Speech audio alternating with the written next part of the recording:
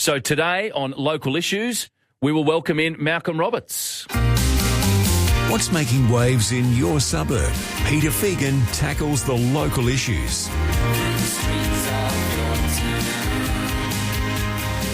Malcolm Roberts, the Senator for Queensland with Pauline Hanson's One Nation, is on the line. Senator, appreciate your time this morning. Well, good morning, Peter. You're welcome, and thank you for the invitation. You've spoken to veterans and current troops about this. What's the feeling on the ground? The morale in the Australian Defence Forces is very, very low. It's catastrophically low, and that impacts on our future security. And that's why it's so important to raise these issues.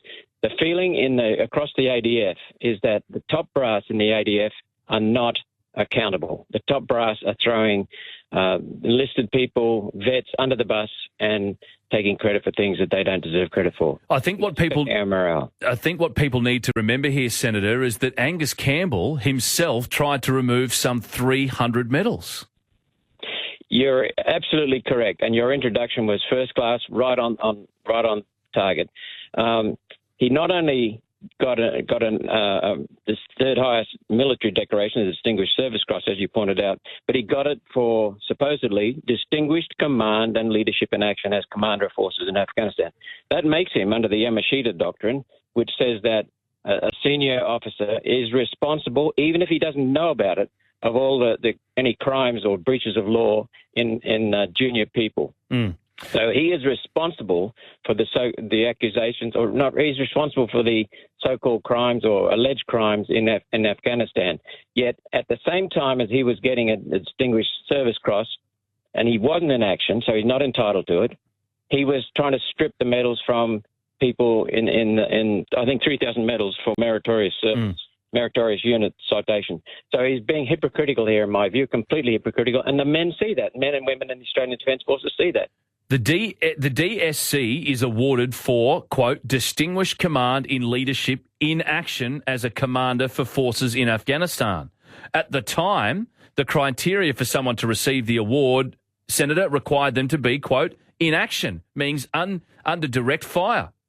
But now, somewhere out of nowhere, 3 months later, Angus Campbell has recommended to receive the award, the rules were changed. So it stinks to high heaven. It does. And, he was based in an air-conditioned headquarters in Dubai for much of the time. Admittedly, he was, for a third of the time, is based over there in Afghanistan, but he was never under direct fire. The soldiers, the grunts, they have a word for it. It's a two-way rifle range. I mean, you've got incoming fire. He was never under incoming fire. We even got it through an FOI, Freedom of Information request, for dates, I'll quote this, for dates and places where General Campbell was physically present during a specific action involving direct conflict between opposing forces. No documents were found, and a defence decision maker stated that they were satisfied, quote, satisfied that documents do not exist. So there's no proof he was ever under fire? Correct, and Angus Campbell was asked directly at Senate estimates, was he, and in what specific action was he involved? No action was provided. So he didn't get it based upon the correct criteria, and that's what, for awarding the Distinguished Service Cross, and that's what troops are very upset about. One rule for the seniors and one rule for the rest. So it now states that you only have to serve in warlike operations. So to me, Senator, on the outside, and to my listeners, it would seem that Angus Campbell has simply changed the rules on the way out the door to keep his medal. Someone's changed the rules, and I agree with you, that would seem to be the motive. But at the time he was awarded, at the time of nomination, the criteria was in action. He did not comply with that. I believe, and many troops believe, that he got his Distinguished Service Cross illegally. Very interesting. And worse, he tried to take medals off meritorious unit citations off 3,000 people simply because the Burton report made allegations. Now, only one person has been prosecuted. No one has been found guilty of committing a crime, but here he was trying to take 3,000 medals off people. But should people like Angus Campbell be receiving any medals, Senator? I mean, he's a bureaucrat.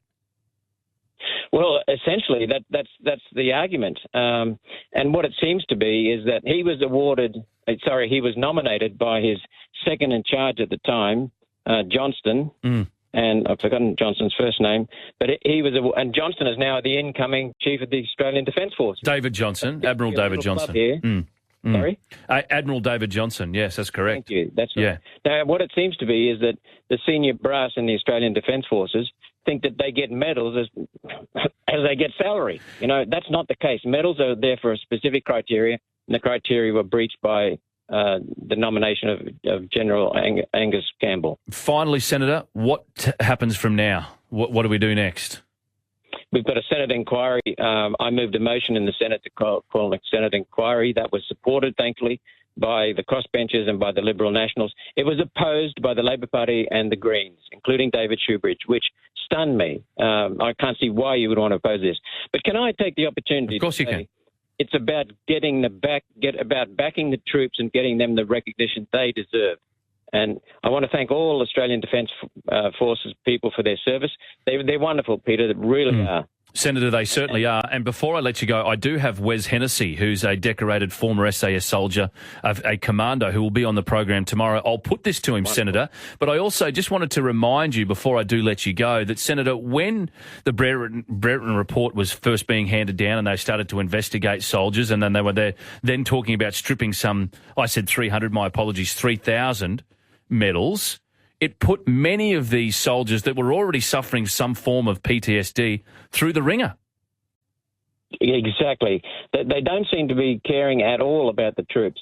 And I want to point out that if anyone's thinking of making a submission to this inquiry and you're worried about the pressure or the fear of reprisals or coercion, interference or punishment, don't be concerned about that, because the Senate inquiry protects people who make submissions, and if someone does try to coerce you, then you just report it to the Senate committee, and the Senate committee treats that as a matter of contempt against the Senate. It's pretty serious stuff.